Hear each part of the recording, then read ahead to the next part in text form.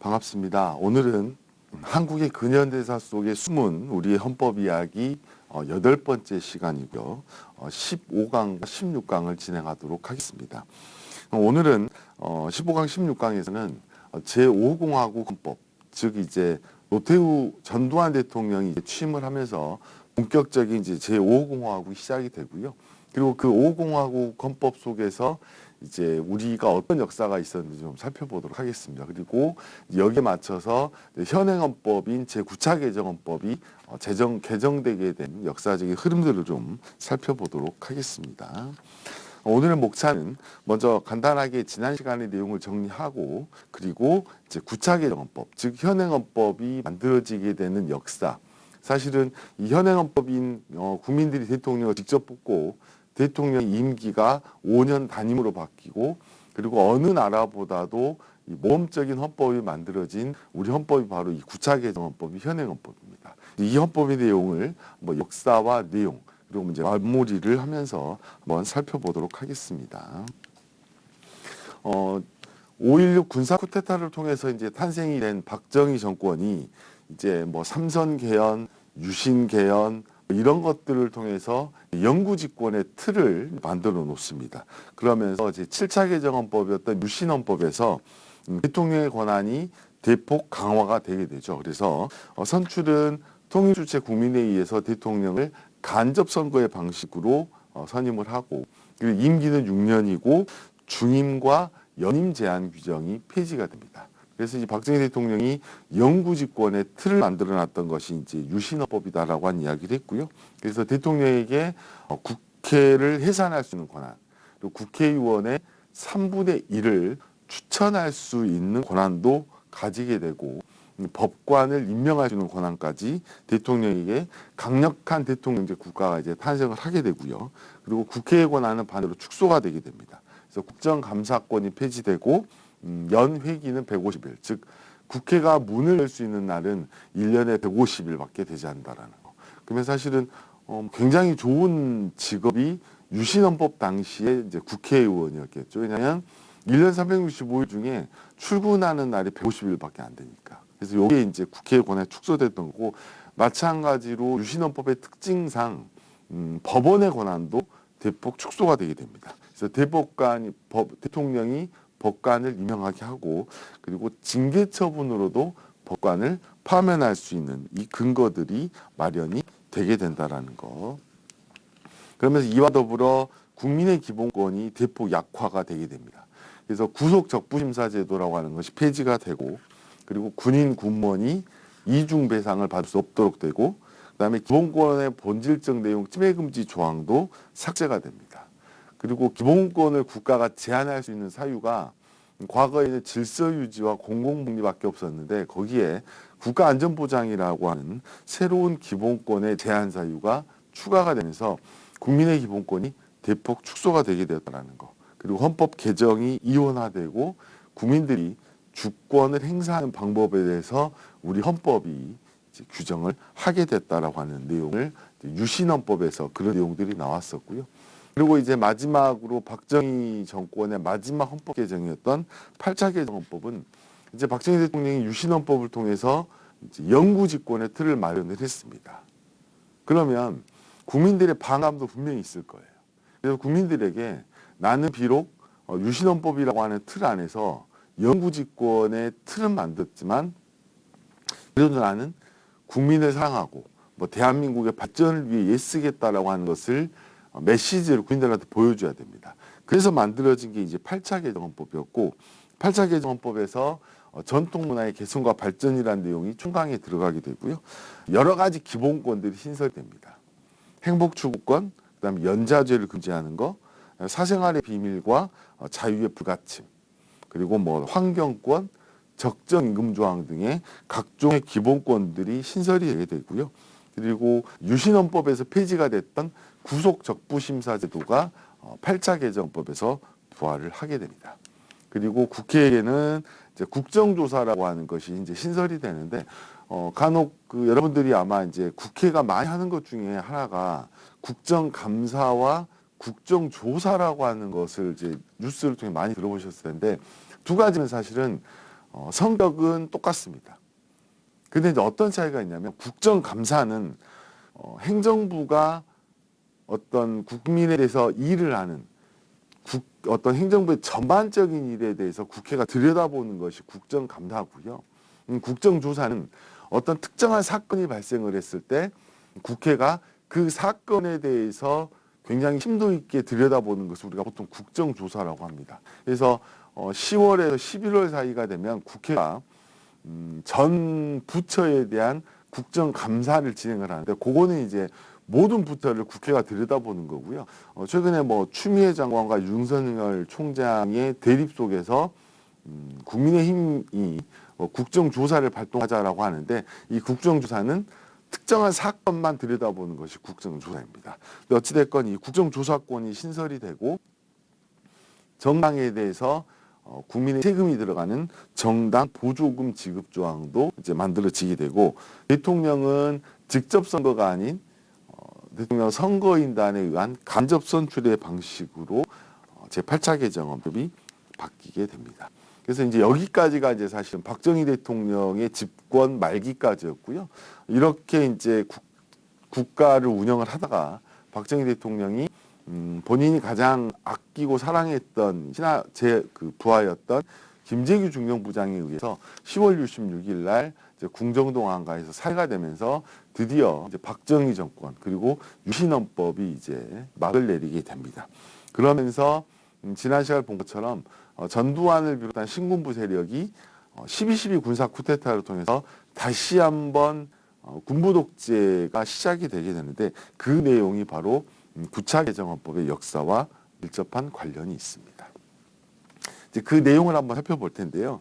1980년 이제 8월 16일 날, 즉 1979년 12.12 군사 쿠데타를 통해서 전두환을 비롯한 이제 신군부가 정권을 잡고 그 다음에 이제 5.18 광주 민주화 운동을 겪고 이제 어수선한 틈을 타여서 1980년 8월 16일 날 최규하 대통령이 이제 사임을 하게 됩니다. 사임을 하게 되고 그해 8월 27일 날 통일주체 국민회의라고 하는 대통령 선출기관이 전두환 그때 당시에 이제 보안사령관이었고 했던 전두환 대통령을 제 11대 대통령으로 통일주체 국민회의에서 선출을 하게 됩니다. 그리고 10월 22일 날 제 8차 개정헌법을 국민투표를 통해서 통과를 시키게 되고 그러다가 이제 그 새 헌법에 따라서 선거인단이 구성이 되게 됩니다. 이게 바로 우리가 지난 시간까지 봤던 508차 헌법까지였는데 이 8차 헌법에 따라서 선거인단이 구성이 되고 1981년 2월 25일 날 12대 대통령으로 전두환 대통령이 이제 다시 취임을 하게 됩니다. 그러면서 이제 전두환 대통령이 12대 대통령으로 취임을 하게 되고 여러분이 아시다시피 7년 단임제의 대통령 임기가 이때 이제 시작이 되게 되는 겁니다. 근데 명색이 그래도 이제 대통령이 당선이 되고 그리고 박정희 대통령의 시대가 막을 내리고 전두환 대통령이 새롭게 시작이 됐지만 전두환 대통령의 그 임기 7년은 박정희에서 전두환으로 이름만 바뀌었을 뿐이지 사실은 유신과 다름없는 독재 체제가 지속이 되게 됩니다. 근데 그럴 수밖에 없었던 이유는 아시다시피 전두환 대통령의 출발이 민족 정당성이 전혀 없었습니다. 박정희 대통령이 10월 26일 날 시해를 당하고 그 혼란을 틈타서 신군부 세력이 12.12 군사 쿠데타를 감행을 했고 그 군사 쿠데타를 통해서 전두환 정권이 들어섰고 그러다 보니까 이제 민족 정당성이 굉장히 약했어요. 그리고 이미 국민들은 박정희 대통령의 유신헌법의 시대를 이미 살아왔기 때문에 민주화에 대한 열망이 굉장히 높았습니다. 그리고 이제 그때 당시에 아시다시피 김영삼, 김대중 이제 전직 대통령께서 이제 정치에 발을 들여놓던 시절이셨어요. 그러니까 젊은 뭐 40대 기수론 이래가지고 굉장히 젊은 나이에 민주주의에 대한 확고한 인식 그리고 반드시 대한민국의 박정희 전두환으로 이어지는 이 군부 독재를 종식시키고 국민이 주인 되는 그리고 국민이 직접 선출하는 대통령이 대한민국을 이끌어야 된다라고 하는 그런 젊은 열정과 패기를 가지고 있었던 뭐 김영삼, 김대중 전직 대통령들이 이제 정치 전면에 나서게 되면서 전두환 대통령의 7년 임기 동안 내내 굉장한 그 집회와 시위들이 많이 있었는데 어찌됐건 이 유신헌법과 다름없는 독재 체제가 전두환 대통령의 7년 임기 동안 이어지게 됩니다. 그러는 도중에 이제 학생과 지식인들은 이미 배운 거예요. 박정희 대통령이 군부 독재를 겪으면서 민주주의에 대한 열망, 그리고 서구에 있는 선진국들은 굉장히 안정된 민주주의 속에서 국가들이 발전해 나갔는데 우리나라는 매번 이 민주주의냐 독재냐 군부냐 민간이냐 뭐 이런 그 혼란 속에서 한 걸음도 앞발을 디딜 수가 없었던 그런 상황이었기 때문에 학생과 지식인들이 반독재 민주화 투쟁을 계속해서 지속하게 됩니다. 그리고 거기에 대해서 전두환 대통령은 민주적 정당성이 없었던 정부이다 보니까 그 정권이 그런 시위대를 향해서 포압적인 탄압을 지속할 수밖에 없었어요. 그래서 이제 그때 당시에 나왔던 것들이 여러분 아시다시피 뭐 백골단, 지금은 이제 없어졌지만 백골단 아마 방송을 들으시는 아마 우리 좀 연세가 있으신 분들은 아실 거예요. 저도 대학 다닐 때 본 적이 있는데 위아래 이제 청바지와 청자켓을 입고 자그마한 그 원형 방패를 들고 있었던 사람들이 이제 백골단들인데 보통 이제 백골단들은 그 체포조라고 그래가지고요. 데모나 시위를 진행하는 그 사람들을 잡아내는 역할을 했던 게 백골단인데 그런 백골단, 전투경찰, 최루탄, 뭐 쇠파이프 이런 것들을 동원해서 시위를 하는 즉 반독재 민주화 투쟁을 하던 학생과 지식인들을 탄압을 할 수밖에 없었던 상황이었고 그 상황 속에서 1983년 5월 18일 날 즉 이제 5.18 광주민주화 운동이 일어나고 이제 3년이 지난 시점이었는데 당시 이제 40대 젊은 김영삼 당시에 이제 정치인이 5.18에 대한 진상 규명 그리고 민주화 그리고 대통령 직선제라고 하는 것을 골자로 한 헌법을 개정하라라고 하는 선언을 하면서 단식 투쟁을 선언하게 됩니다.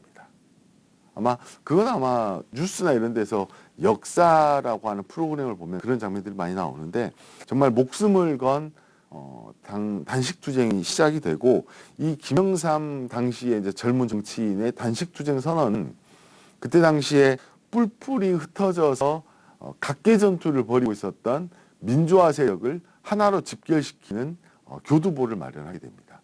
그래서 그 단식 투쟁장에 김대중 정치인이 방문해서 김영삼을 위로하고 하는 장면들은 이제 뉴스에서 많이 보셨을 텐데 어찌됐건 이 김영삼 대통령의 단식 투쟁 선언으로 인해서 대한민국에 흩어져 있던 민주화 세력들이 결집을 하게 되고요. 드디어 이제 1984년에 대한민국 민주화를 위한 첫 발걸음이 띄어지는데 그게 바로 1984년 민주화 추진 협회라고 하는 최근에는 민추협이라고 하는데 민추협이 결성이 되게 됩니다. 그래서 이 민추협이 결성되면서 김대중, 김영삼을 중심으로 한 민주주의의 의식 있는 야당의 정치인들이 하나로 집결을 하게 되고요. 그러다가 이제 1985년 2월 달에 국회의원을 뽑는 총선이 있었는데 총선 직전에 신민당이라고 불리우는 신한민주당이 창당을 하게 됩니다. 김대중과 김영삼을 중심으로 한 신민당이 창당을 하게 되고요. 놀랍게도 그 1985년 2월 총선에서 전체 국민들의 29.6%라고 하는 압도적인 지지를 받으면서 제1야당이 탄생을 하게 됩니다. 그러면서 이제 본격적인 대통령 직선제 개헌, 5.18에 대한 진상 규명, 민주화에 대한 열망들이 본격적으로 터지기 시작하게 되는데요. 본물처럼 터지니까 전두환 대통령이 이걸 그냥 놔두면 정권 자체가 흔들릴 것 같아요. 그래서 이제 전두환 대통령이 그나마 이제 아직 잘 뭔가를 모를 것 같은 대학생들에게 화해 제스처를 취하게 됩니다. 그 화해 제스처는 뭐냐면 대학에 그때 당시만 해도 대학가 안에 경찰들이 주둔을 하고 있었는데요. 대학가에서 경찰을 철수를 시킵니다. 그게 이제 전두환 대통령이 국민들에게 보냈던 즉 대학생들 시위를 주도했던 대학생들에게 보냈던 화해 제스처였는데 경찰 병력을 철수시켜주고 너희들이 자체적으로 총학생회를 구성할 수 있는 기틀을 마련해 주겠다고 하면서 화해 제스처를 취하는데 이 화해 제스처가 사실은 뭐 굉장히 그 전두환 대통령의 발등을 찍게 되는데 전두환의 화해 제스처가 있었고 이것이 민주화 운동의 도화선의 역할을 하게 됩니다. 그러면서 1986년 2월 달에 직선제 개헌을 바라는 1천만 서명 운동이 있게 되고 그 서명 운동을 견디다 못해서 헌법을 개정하려고 했는데 여당은 전두환 대통령이 계속 가야 해서 의원내각제 정부 형태를 선호하고 야당은 대통령 직선제를 고집을 하게 됩니다. 그러면서 개헌안에 대한 의견이 팽팽하게 맞서던 차에 1987년 4월 13일 날 그 유명한 전두환 대통령의 호언 조치가 있었습니다. 호언 조치의 이유는 그거였어요. 바로 1년 뒤 1988년에 서울올림픽이 있었습니다. 근데 이제 이 개헌과 관련해서 계속 집회 시위는 있고 국회는 하나가 안 되고 이래서 전두환 대통령이 그 모든 헌법 개정 논의를 내년에 올림픽 이후로 미루자. 그리고 13대 대통령은 현행 헌법으로 선출하자라고 하는 호언 조치를 발표를 하게 됩니다. 그리고 이 호언 조치가 결국은 전두환 대통령이 결국은 손을 들 수밖에 없는 상황으로 이어지게 되는데요. 호언 조치 이후에 1987년 1월 달에 서울대학교 박정철 군이 잡혀서 경찰에 수사를 받던 도중에 고문치사 사건이 일어나는데 그때 유명한 게 박정철 군을 조사하다가 책상을 탁 치니 퍽 하고 쓰러져 죽었다라고 했던 발표가 났던 그 유명한 박정철 군 치사 사건이 발생하고요. 1986년 7월 달에 권인숙 부천경찰서에 잡혔던 권인숙 양이 성고문을 당하는 사건이 발생하고 1986년 10월 달에 건국대학교에서 애국학생 투쟁연맹이 발족을 하는데 이때 그곳에 모였던 전국의 1900명의 대학생 중에 1259명의 학생이 구속이 되게 됩니다.